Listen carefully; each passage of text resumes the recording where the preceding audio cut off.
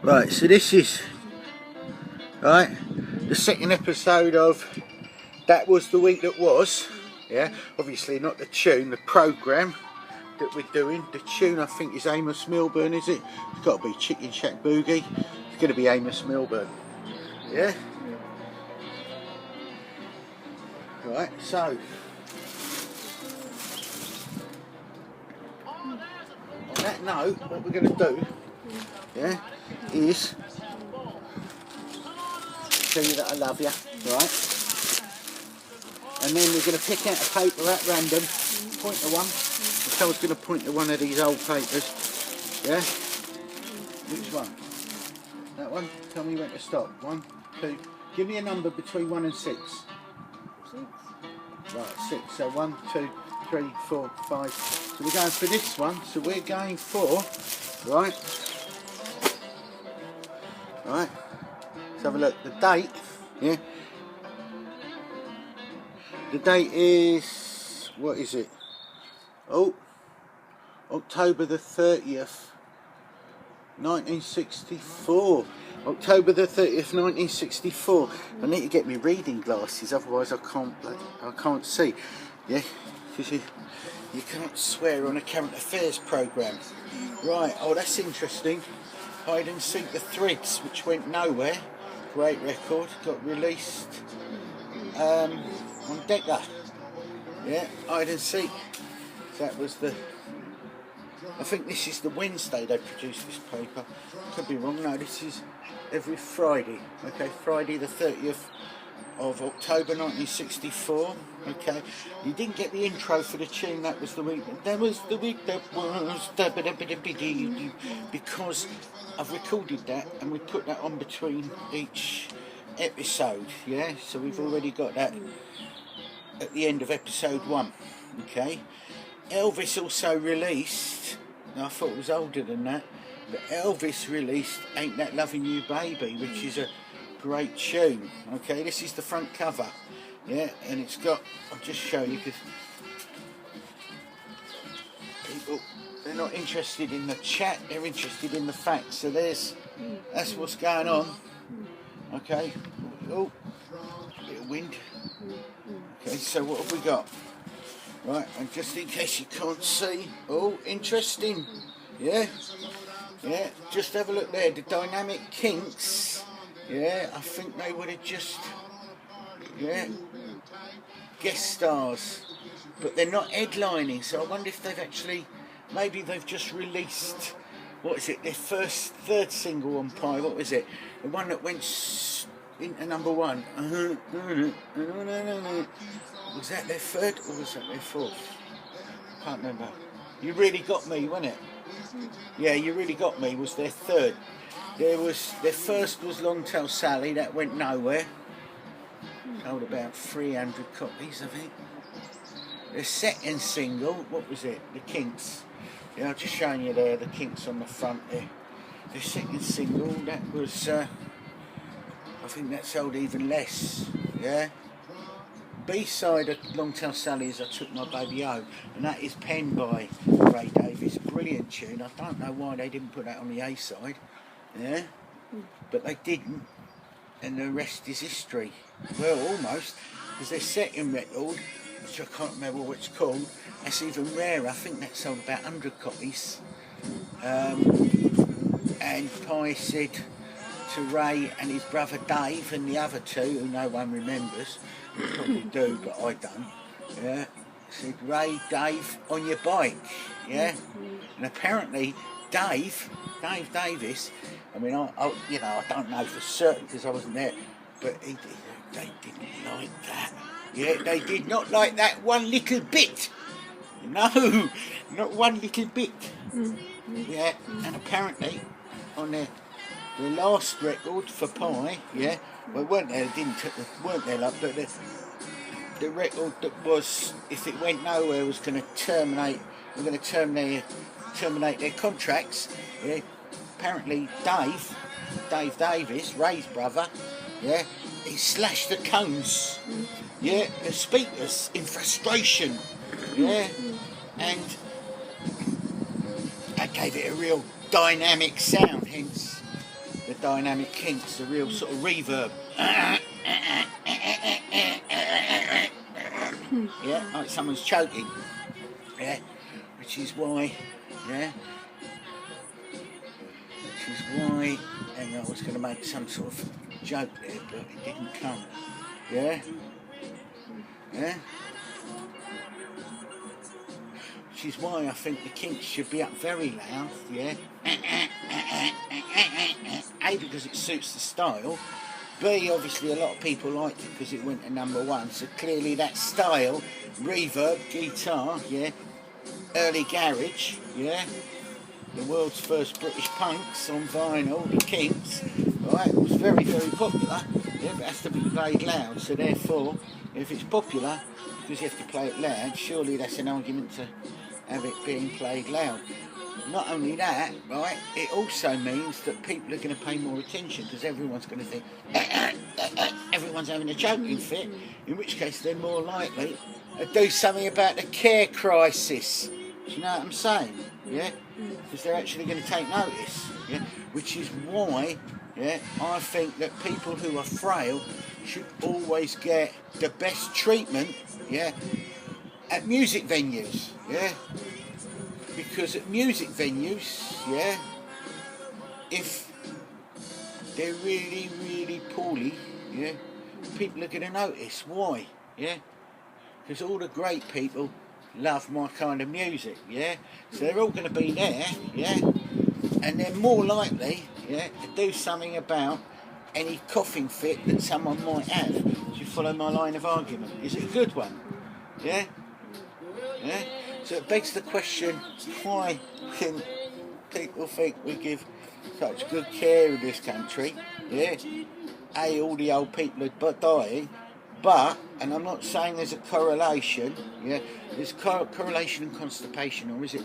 No, it's correlation and, it's two words. One means that it could be the reason, but it ain't necessarily so, and the other one does mean that it is the reason. It's not correlation and constipation, it's correlation and, is it coincidence? No, I don't think it's that word. Yeah. But anyway, it's basically, are the two things that are happening over a period of time linked or not linked? Yeah. Correlation means, oh, the causation, that's it. Causation means yes, yeah, one is preempting the other. Yeah. Correlation means that there might be a link, but not necessarily so. Yeah. So we've got to look at the cause. Yeah. So when someone punches you in the face and you say, oi, oi, Savaloy, yeah, and they turn around and say, well, you're getting stroppy with me. No, you just punched me in the face, yeah. You're getting lippy now, and then they give you another one, yeah. That's where correlation ain't causation, yeah. Does that make sense? I'm going off track. Anyway, the Kinks. So yeah, the second single was a belter too. The third single, yeah, Cuts the Cones. Yeah. So it's correlation, causation, constipation. Right. What's next? Yeah, so that's the dynamic Kinks. So that must have been just because they're guest stars, they're not headlining. Jerry and the Pacemakers, Gene Pitney headlining. It's also got, so this is October, 30th of October. It's also got the Mike Cotton Sound. Yeah, and the Mike Cotton Sound, they were brilliant. Yeah, not that I ever got to see them because, again, I know I used this one before, but they don't let me in with nappies, which is kind of weird because almost 50 years on, yeah, they still don't let us in because of nappies. The only difference is, yeah, whose nappies am I talking about? My nappies. Yeah, that'll be the one. Right, so, yeah, so the Mike Cotton Sound, right, 64, they were a trad jazz outfit, yeah, and they traded in the clarinet, yeah, I think it was the clarinet, and the washboard, yeah, for some fat brass, yeah, fat horn sounds, yeah, and that transformed their sound. I'm not saying they weren't good at trad jazz, if you like trad jazz, yeah. Always sounds better in America. They call it Dixieland jazz, yeah. There is a difference.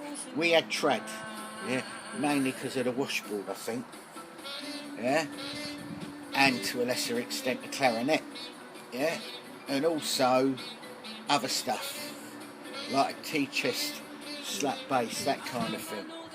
Anyway, so when Mike Cotton sound traded in, because they were the Mike Cotton Jazzmen, when they traded in the clarinet and the washboard for what was it? Some fat brass, some horns, yeah, a bit of sax, keys, yeah, and I think maybe a bit of trumpet, yeah, quite a bit of trumpet, yeah. It transformed the sound, and they became the bollocks, yeah. I mean, they really became the bollocks, yeah.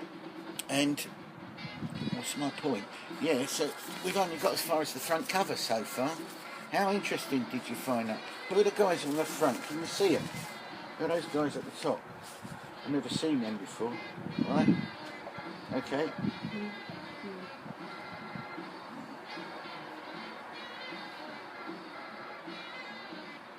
Oh, that's interesting. Look. Right, the guys at the top are actually the high fives. Hi-Fis, yeah, as in high fidelity, yeah. But the gig lineup, this is interesting. Arthur Howes and Brian Epstein present. So this is at the end of October, yeah. And it must be. Oh, these are the dates. Just show people the dates, yeah, and the places. You see them? You see them? You got which London date will we have done? Romford, that's not too far away. Arrow, we would have done Arrow. Wednesday, November the 11th. Well, that's only. Well, it would have been just about 11 days after they printed this paper, yeah? So it would have been Wednesday week, I think. Arrow, could have gone to that, yeah. We could, the Kingston ABC, Friday, November 27th. But looking at the lineup, I suspect that we would have gone on to go see the show a couple of times. Yeah, could have done Bournemouth as well, the Winter Gardens. Not too far away. Cambridge, bit of a trek, isn't it? Right, now, I'm just going to show you though. Can you read who's headlining? Who is it? Can you read it? Jerry. And? Pacemakers. Jerry and the Pacemakers, yeah, well done, they're headlining, well done. And the reason why I'm being patronising is because it's presented by Brian Epstein, and everyone associates Brian Epstein with the Beatles, yeah? But he was also obviously involved in Jerry and the Pacemakers. The weird thing was, Jerry and the Pacemakers, who, again from Liverpool, the Marsden brothers, yeah, I mean, they weren't just a great band. Jerry Marsden, who sadly passed away recently, a couple of months since, he wrote, him and the band, him and his brother, they wrote some great tunes, really top quality tunes. And they were, at that time, by that time I think the Beatles were just about had the edge on them. But Jerry and the Pacemakers, they had, their first 3 hits went to number 1, yeah, and they also managed by Brian Epstein. And at that time, yeah, or the period of time leading up to that time, they were seen pretty much as the number 1 band in the UK, yeah. But then we look at, the rest of the band, and you got those 3 there. Can you see it? Those 3, right? I mean, Jerry Marsden, cheeky chappy, had the looks, yeah, the swagger, the chat, the bunny, yeah, all the skill, the will, yeah, driving force, yeah. I mean, look at the other three, eh? Look at the other three. They're not exactly Paul McCartney, are they? Yeah. Or Ringo the No Star. Yeah. Can I say that? Yeah. Can I? I don't think I can. I'm going to take that back. You take that back. I take that back. Yeah. Yeah. Or who was the other one? Who was the good-looking one? George Harrison, wasn't it? Yeah. I mean, look at those three, eh? Yeah. One's Jerry's brother. Phew. Look at the other, eh? Look at that. Look at. Joking apart, these guys were great, yeah? They really were. And some of the tunes he wrote, I mean, not him, I say he, and that's disrespectful. Him and his brother and the other two guys in the band who should remain nameless on the basis of the fact that I do know who they are, but I just can't remember. Right, some of the tunes that the band Jerry and the Pacemakers wrote, they're just up there as some of the greatest tunes, songwriting of all time. They really are. When you take something like Don't Let the Sun Catch You Crying, yeah? Do you remember that one? Yeah? Now, Jerry and the Pacemakers, I think, I'm not sure which was their first hit, and that would have been 63, I think. I think it was 63. Was it? I'll give you three tunes, and you've got to see which one's Jerry and the Pacemakers, right? A, how do you do what you do to me? Yeah? That's A, yeah?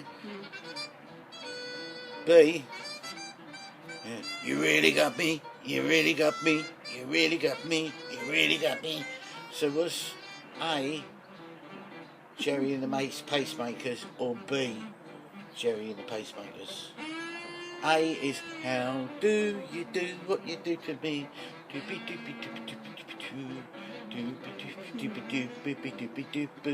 And B, record B, yeah, is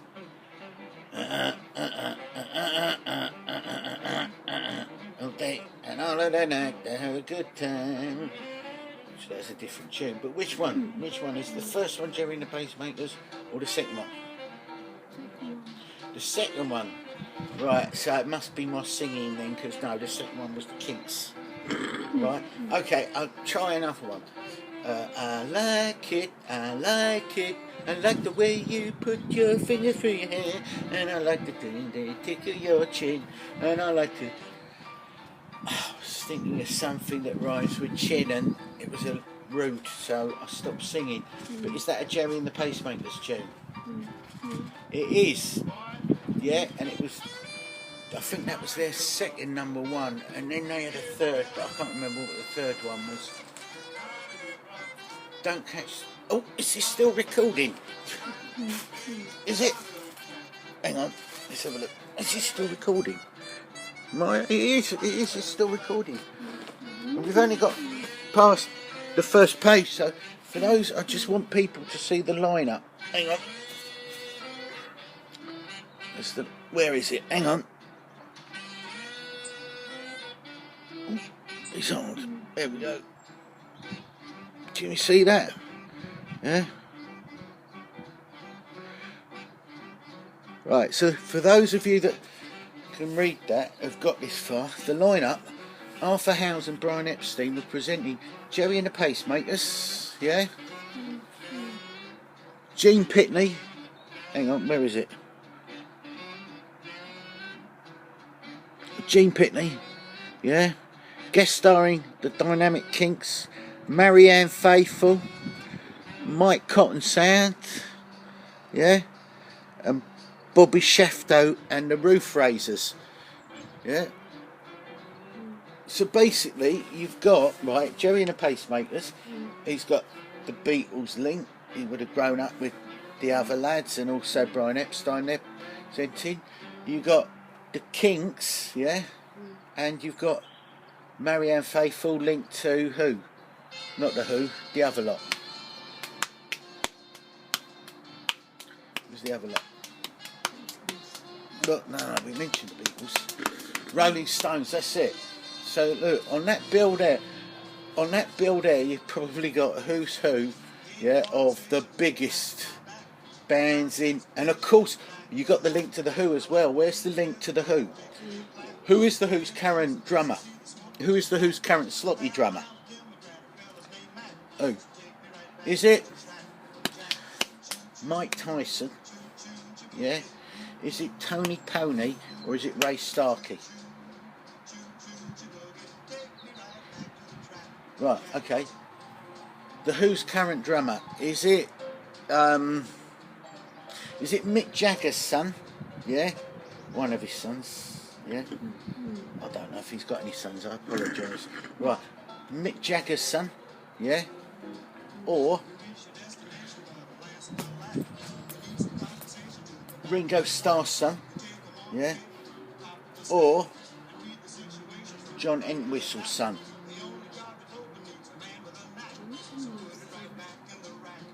It's not. Yeah? It's not. So is it their current drummer, right? Is it Ringo Starr's son? Yeah? Or Mick Jagger's son? Sorry? You're still going for John Entwistle. It's not actually. John Entwistle's son, what's his name? Chris.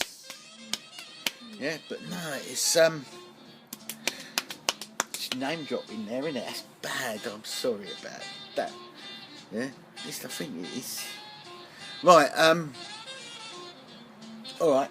Bearing in mind, yeah, that the original drummer who was the original drummer for the Who? What's his name? Keith's son, Keith Venus, or Keith Moon? It is Keith Moon, and Keith Moon was he best mates with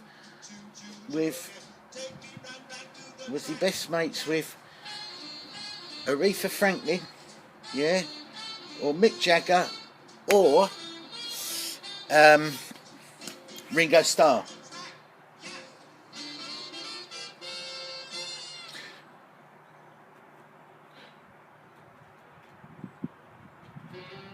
Mick Jagger, yeah, he was the singer, wasn't he? Yeah. Aretha Franklin, she sung and also played piano. Yeah. The third one, Ringo Starr, he was a drummer. Yeah. And Keith Moon, was he a drummer? Was Keith Moon the drummer in the Who? Do you know what? I'm going to stop it there because this is supposed to be that was the week that was, and I'm doing a little thingy session which ain't going so well, so we're going to change it. So basically, yeah, you've got Jerry and the Pacemakers, the Dynamics, Mike Cotton Sound, Gene Pitney, Marianne Faithfull, Bobby Shafto, and the Roof Frasers. It's Roof Frasers. For those of you that don't know what Bobby Shafto looks like, he looks like that. Where is it? Where's Bobby Shafto? Oh, let me just, there it is. Can we see Bobby Shafto there? I'm trying to do it. Oh, can we see Bobby Shafto? I don't know. I hope so. Right, anyway, so we're going to go on to page 2. Let's have a look. Page 2. Everything you want from a tape recorder for just 24 GNS. What's GNS? Gins. Right, okay. Let's have a look. It's the Arbiter sound. Okay for sound, Red Devil guitar. Look at that. Yeah, this is for those that know about these things, which ain't me. I know sod all about guitars. Yeah.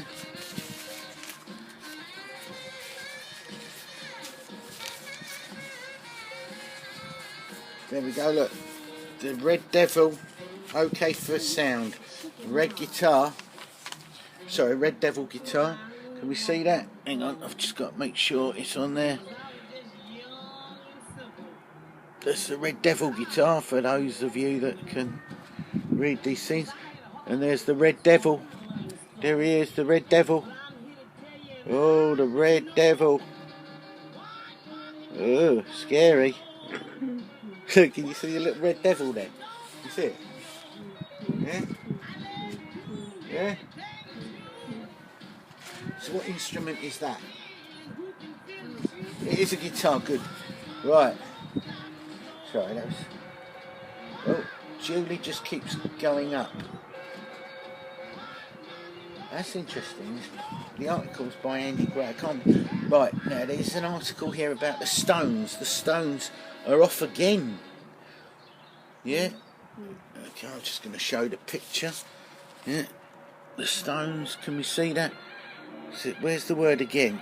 Oh, right, I've got to go down like that. Okay, there we go. That's the Stones, they're off again. Presumably they mean touring. Yeah? But the weird thing is, look, they say they're off again, but there's actually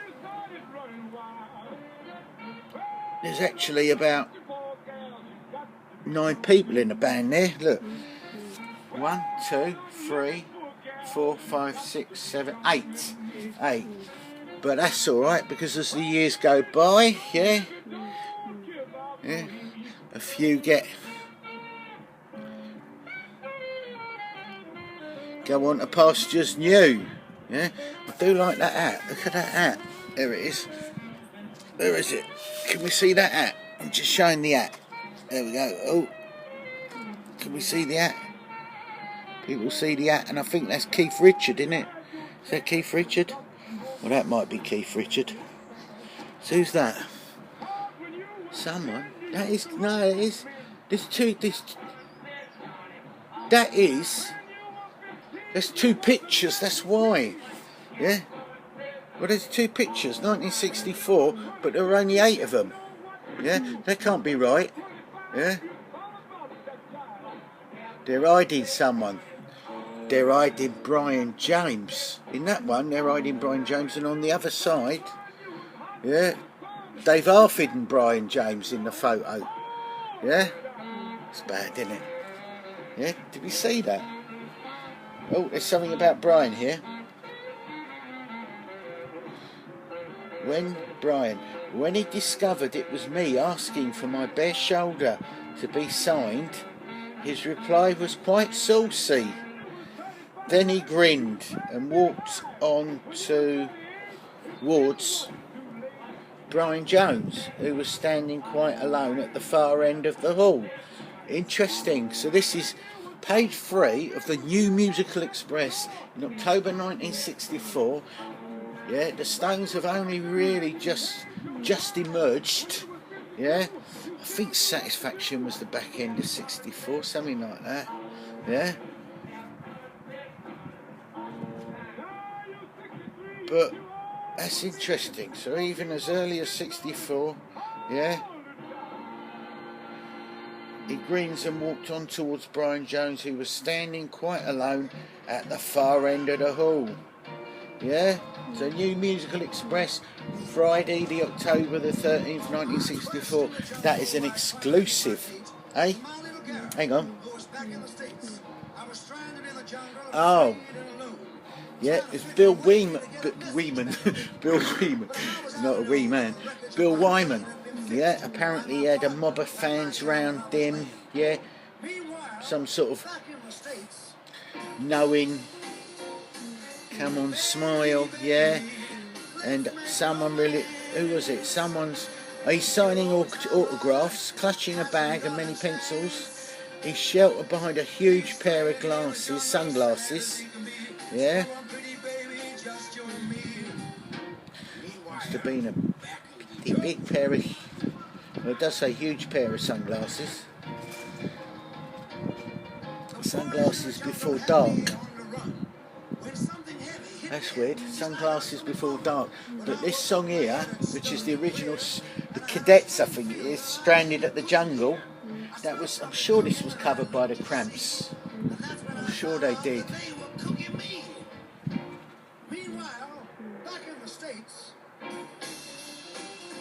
Anyway, so it's Bill Wyman. When he discovered it was me asking for my bare shoulder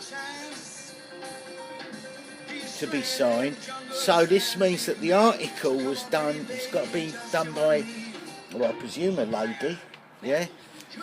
A lady with a bare shoulder, yeah? Hang on, does it say who wrote the article? So it must have been. Does it say anywhere? No, we'll have to do that another time. Anyway, so there we have it. I think that's enough for today's show. What do you think? I should ask you. We only got to page 3. Yeah.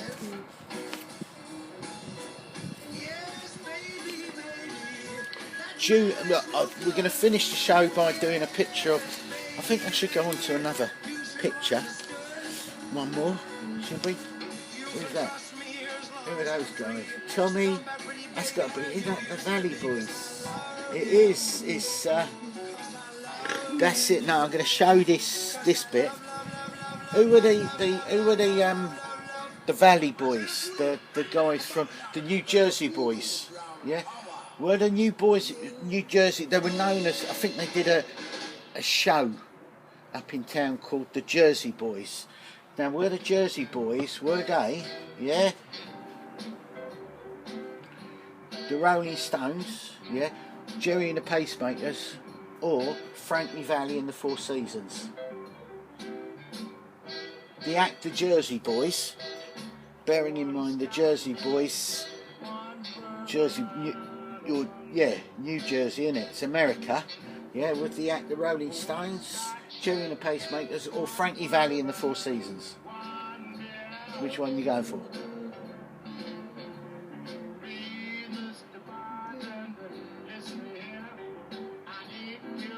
Right, I'll go through them again.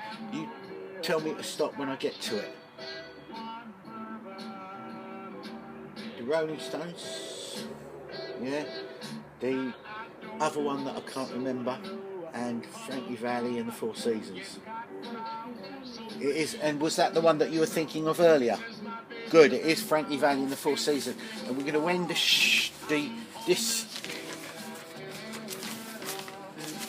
second episode of That Was the Week That Was, yeah, by showing a picture of Frankie Valli. Yeah, very early on this is, yeah, and their signatures, yeah. So you got, who have you got? You got Frankie, you got, I think that's either Bob or Flob. It's Bob, yeah, it is Bob, not Flob. So Tommy, you got Tommy, Frankie, Flob, Bob, and Nicky. Right, this is a picture for those that. Hang on, let's get the picture in there, and we're going to finish there. Yeah, that's the picture. I can't. There we are, and those are the signatures. And that we're going to end. That was the week that was. Friday, October the 30th, 1964. Yeah. So thank you very much, and that's a wrap. We've got to do you something to eat. Did you enjoy that? Did you? Did you? Oh, that's good. Where's the smiley? DJ Honeybun. Hello. Amos Milburn again, innit?